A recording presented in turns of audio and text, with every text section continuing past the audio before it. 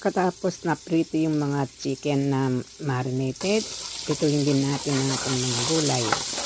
Pagkatapos, imaggisa na po tayo ng bawang sibuyas sa anato oil. Yan. Pabayaan po natin alabasin ang amoy ng ating bawang sibuyas. Idagdag na po natin ng kamatis. Kailangan po yung kamatis ay lutong-luto para ilabas ang lasa. Ngayon, lagyan na po natin ng paminta. After paminta, nilagay ko na po ang ating tomato paste at liver spread dahil wala tayong chicken na liver.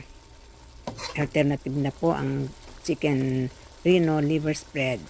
Ngayon, lagyan natin ng mga gulay, carrots, patatas. Pakuluan na po natin ito. Lagyan natin ngayon ng pampalasa. Lagyan ng tubig at ilagay ang mga green pepper. Ayan na ho. Pakulo na lang.